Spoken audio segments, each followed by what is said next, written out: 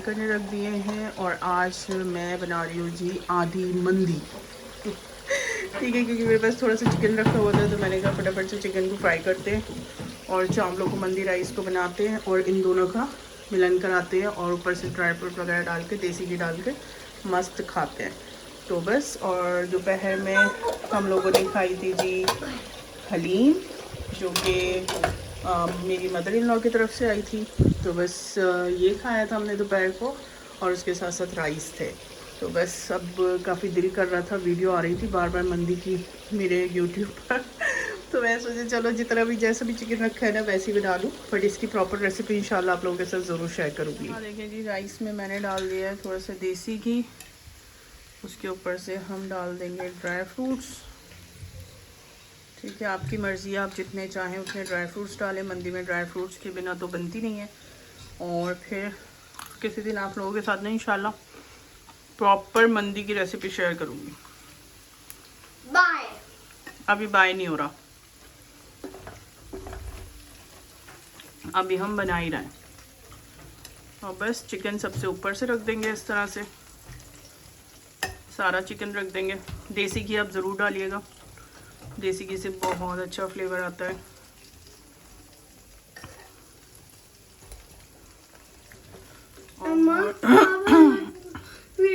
Video कल आपने edit नहीं करी थी। नहीं करी थी? नहीं।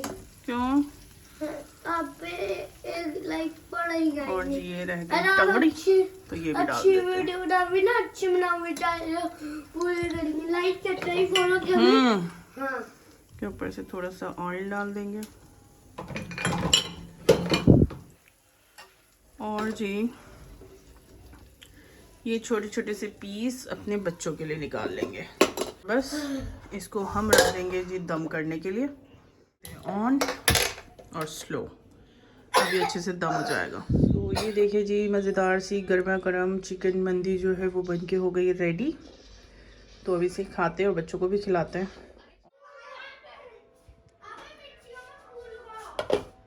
तो जी मैंने बनाए थे यहाँ पर केक, और ये मैंने 2 केक बनाए थे क्योंकि माशाल्लाह हिना की भी फैमिली आई हुई थी, तो मैंने कहा कभी कम ना पड़ जाए, क्योंकि लास्ट टाइम जब मैं लेके गई थी तो मैंने ये जो लंबा वाला टिन आप देख रहे हैं ना इसी में बनाया था, तो वो थोड़ा-सा कम रह गया था। मैंने कहा चलो नेक्स्ट टाइम जब मैं आऊँगी ना तो मैं ज़्यादा से बना के लाऊँगी, और फिर हिना की भी फैमिली थी, तो इस वज़ह से मैंने सेफ़र साइड ना 2 केक यहाँ पे बना लिए थे और दोनों को मैंने कंटेनर में कट करके रख लिया था।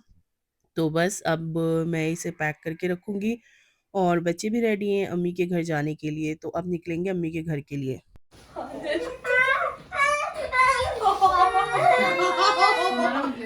तो बस ये घर पहुँचे और फटाफट से रेडी हो गए थे और मॉल जाने के लिए, क्योंकि सुहान की जो जीन्स मैंने लास्ट वीक हम लोग गए थे ना मॉल, तो वहाँ से परचेज़ करी थी ज़ूडियो से।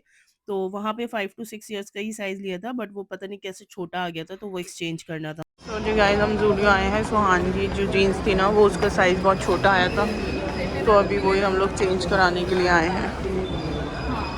बस चले अंदर चलते हैं। वैसे तो ज़ूडियो से मैं जितने कपड़े अपर लेती हूँ ना, तो बच्चों के वो तो साइज़ सही आ जाते हैं, बट लोअर में प्रॉब्लम हो गई थी। बट मैंने कहा चलो कोई बात नहीं, अभी चेंज कर लेते हैं, क्योंकि फिर इसके बाद ना थोड़ा-सा डिफ़िकल्ट हो जाएगा। एक तो विंटर्स भी बढ़ जाएँगे और फिर आगे एक और रीज़न है, तो वो मैं आपको बताती हूँ। तो अभी यहाँ पे अलाइना को कह रही थी मैं, भाई बस कर दो, शीशे तोड़ के जाओगी क्या ज़ूडियो के? तो बस यहाँ पर आओ ना ज़ूडियो में, तो ऑब्वियसली इतने बड़े-बड़े मिरर्स लगे होते हैं, तो सेल्फी तो कैप्चर करना बनता ही बनता है। और ये यार जब भी मॉल में आओ ना 3-4 लोग तो ये पकड़ ही लेते हैं, और जब तक आप इनकी बात नहीं सुनते ना तो फिर ये आपको आगे नहीं जाने देते, आपके साथ-साथ ही चलते रहते हैं। तो जी बस वो सारे काम करे हम लोगों ने जो करने आए थे, और युसरा को थोड़ा बहुत सामान लेना था वो लिया, और ये इल्सा, युसरा और मेरा ना इस ईयर का लास्ट व्लॉग था एक साथ, क्योंकि उसके बाद जी युसरा जा रही थी, तो नेक्स्ट डे युसरा की फ्लाइट थी। तो बस सभी लोग बहुत ज़्यादा इमोशनल हुए हुए थे, तो फूड कोर्ट में भी मतलब उतना ज़्यादा दिल नहीं लग रहा था हमारा, बस हम लोगों ने खाया-पिया, क्योंकि भूख बहुत लग रही थी, बच्चों को भी लग रही थी, अलाइना को, इल्सा को, सुहान को, तो बस हम लोगों ने कहा थोड़ा बहुत खा लेते हैं, क्योंकि सब बहुत ज़्यादा अपसेट थे और ये ऐसा पहला हमारा ट्रिप था जिसमें हम साइलेंटली गए और साइलेंटली वापस आ गए थे। इनफैक्ट सुहान भी बहुत अपसेट था क्योंकि नेक्स्ट डे जो थे ना युसरा की दुबई की फ्लाइट थी और ये इस ईयर का हम तीनों का एक साथ लास्ट व्लॉग था, तो इस वजह से भी थे। तो ये था जी सैटरडे और आज युसरा की फ्लाइट थी, तो बस सादिया को एग्ज़ाम दिलाकर लाई और फटाफट से हम लोग रेडी हो गए थे क्योंकि युसरा, मैं, इल्सा और इकरा और सादिया हम लोग जाने वाले थे मेट्रो से और बाकी अम्मी, आपी, हिना और उनकी फैमिली जो थी उनको हम लोगों ने भेज दिया था जी कैब से। तो बस एयरपोर्ट पहुँचे और ये जो गुड बाय होता है ना अपनी फैमिली को, मतलब जो जा रहे होते हैं इतनी दूर, तो वो बहुत डिफ़िकल्ट होता है। डैडी के टाइम पे भी हम लोगों ने ये फेस करा है और युसरा के टाइम लो पे भी हम लोगों ने ये देखा है। तो मतलब ये जो गुड बाय होता है ना, ये बहुत डिफ़िकल्ट होता है। बहुत सारे लोग इस चीज़ से रिलेट करेंगे क्योंकि बहुत सारे लोगों के जो अपने हैं ना, जो बहुत करीबी, जो बिल्कुल दिल से जुड़े लोग हैं, तो वो कभी न कभी किसी न किसी रीज़न की वज़ह से, कोई मजबूरी की वज़ह से, तो कोई खुशी की वज़ह से दूर चला जाता है। तो बस ऑब्वियसली वो कमी जो है ना, वो कोई पूरी नहीं कर सकता। तो जी युसरा के जाने से ना सभी अपसेट थे, बड़े हों, छोटे हों, कोई भी हो, मतलब हर कोई अपसेट ही था। तो बच्चों को अम्मी ने बोला कि बच्चों को ना तुम कहीं घुमाने के लिए ले जाओ और फिर कल हिना भी चली जाएगी और बच्चे भी अपसेट है क्योंकि वीकेंड पे ऑब्वियसली युसरा लेके जाती थी बच्चों को घुमाने के लिए। तो फिर हम लोग नंदनवन आ गए थे और अम्मी जो है ना, प्लीज़ आप लोग अम्मी के लिए भी दुआ करिएगा कि अम्मी अपने आप को सँभालें क्योंकि अम्मी की भी जो है ना तबीयत जभी से ख़राब है और वो बार-बार रोए जा रही हैं क्योंकि उनके दिल का हाल तो कोई नहीं समझ सकता। एक तो युसरा सबसे छोटी और फिर ऊपर से इतनी दूर चली गई है ना, तो फिर इस वज़ह से अम्मी को थोड़ा-सा कंट्रोल करने में ना थोड़ा मुश्किल हो रहा है। तो फिलहाल धीरे-धीरे इंशाल्लाह आदत पड़ी जाएगी हम लोगों को भी, युसरा को भी, अम्मी को भी, क्योंकि इंसान अगर अपने फ्यूचर की तरफ, अपनी कामयाबी की तरफ कदम बढ़ाता है ना, तो फिर फैमिली का सपोर्ट जो होता है ना, वो बहुत बड़ा सपोर्ट होता है। मैं ऐसा मानती हूँ। तो आप लोग भी मुझे बताइएगा कि आप लोगों के घर से जब आपके अज़ीज़, आपके करीबी लोग दूर जाते हैं, चाहे वो कोई भी रीज़न हो, चाहे वो शादी करके जा रहे हों, चाहे वो अपने फ्यूचर के लिए जा रहे हों, अपने करियर के लिए जा रहे हों, तो आप लोगों को भी ऐसे ही फ़ील होता होगा जैसे मैंने इस व्लॉग में अपने इमोशंस आप लोगों के साथ शेयर करे, तो मुझे कमेंट करके ज़रूर बताइएगा, मुझे अच्छा लगेगा और थोड़ी-सी तसल्ली भी मिलेगी। तो बच्चे जो है ना यहाँ पर नंदनवन आके माशाल्लाह खूब एन्जॉय करा था इन लोगों ने और इनका जो माइंड था ना वो थोड़ा-सा चेंज हो गया था।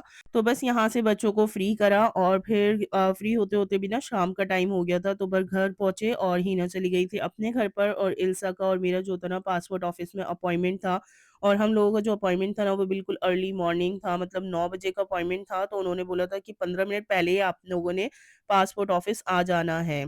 क्योंकि ऑब्वियसली वो कुछ प्रोसेस होता है, वो पूरा करना होता है अपने अपॉइंटमेंट से पहले। तो बस यहाँ पे मैंने ब्रेकफ़ास्ट बना लिया था और फिर इस समय शावर लिया और हम लोग हो गए थे रेडी पासपोर्ट ऑफ़िस के लिए। इंसान कितनी कोशिश कर ले, लेकिन होता वही है जो किस्मत में लिखा होता है। हमें लग रहा था कि हम अपने टाइम से पहले ही हैं, लेकिन यहाँ पर हम लोगों के साथ गड़बड़ हो गई थी। हम लोगों को लेना था ऑटो, बट हम लोग ने ये रिक्शा ले ली थी और इन भैया ने हमें 1-2 किलोमीटर पहले ही छोड़ दिया था पासपोर्ट ऑफ़िस से। फिर वहाँ से हम लोगों ने पेडल रिक्शा पकड़ी और फिर हम फाइनली जी टाइम पे पहुँच गए थे। टाइम से मतलब 1-2 मिनट लेट ही थे। तो फिलहाल हम लोगों का अपॉइंटमेंट हो गया था। वहाँ पे मैंने कुछ रिकॉर्ड नहीं करा था क्योंकि मेरा फर्स्ट विज़िट था, तो मुझे पता नहीं था कि वहाँ रिकॉर्ड कर सकते हैं या नहीं कर सकते। फिलहाल मैंने नहीं करा और बस अब हम लोगों ने डिसाइड करा था कि झंडे वलान आए ना, तो झंडे वलान हम लोग मेट्रो से क्यों नहीं आए? तो जाते टाइम हम लोगों ने फिर मेट्रो ली। और मेट्रो बहुत कन्वीनिएंट है, तो हमारा जो पासपोर्ट है ना, वो अभी फ़िलहाल के लिए होल्ड पे डाल दिया है, क्योंकि मेरे सरनेम में प्रॉब्लम आ रही है। तो अभी मुझे थोड़े से डॉक्यूमेंट और लेने हैं और फिर उसके बाद जी नेक्स्ट विज़िट पे जब मैं जाऊँगी, तो इंशाल्लाह फिर मेरा जो पासपोर्ट का सारा प्रोसेस है, वो क्लियर हो जाएगा। The next day. तो जी मैं आ गई थी अम्मी के घर से अपने घर पर और अब मैं एंडिंग ले रही हूँ अपने व्लॉग की और ये मेरा कॉम्बिनेशन व्लॉग होपफुली कि आप लोगों को अच्छा लगा होगा। थोड़े-थोड़े पार्ट में मैंने शूट करा जितना भी मुझसे पॉसिबल हो पाया, क्योंकि ऑब्वियसली जब सब बहनें मिलती हैं और फिर इतना इमोशनल टाइम था कि मतलब हम चारों बहनें इस ईयर में मतलब एक साथ जो थे वो लास्ट टाइम थे। तो इंशाल्लाह नेक्स्ट ईयर में फिर साथ होंगे तो फिर व्लॉग बनेंगे ऐसे अच्छे-अच्छे से। तो युसरा और हिना जो है वो सब जानते हैं कि हिना जयपुर रहती हैं और युसरा अभी गई हुई है दुबई, तो वो अपने प्रोजेक्ट के लिए गई हैं। तो जब वो आएँगी तो फिर इंशाल्लाह एक साथ एक फ्रेम में आप फिर चारों बहनों को देखेंगे। तो उम्मीद करती हूँ कि आपको मेरा ये ब्लॉग बहुत अच्छा लगा होगा। अच्छा लगा तो आपने वीडियो को लाइक कर देना है, शेयर कर देना है और चैनल को सब्सक्राइब कर देना है। मुझे सपोर्ट करना है आपने बहुत सारा जैसे आप करते आए हैं और उसके साथ-साथ हाइप भी दे देना। ठीक है। और मेरी फैमिली के लिए, मेरे लिए, यूसरा के लिए, सबके लिए दुआ करिएगा बहुत सारी। और मैं भी दुआ करती हूँ दिल से जो मेरे ब्लॉग देख रहे हैं, और जिन्होंने नहीं भी देखा है, अल्लाह पाक सबको सबको सबको ढेर सारी खुशियाँ देखनी नसीब हो।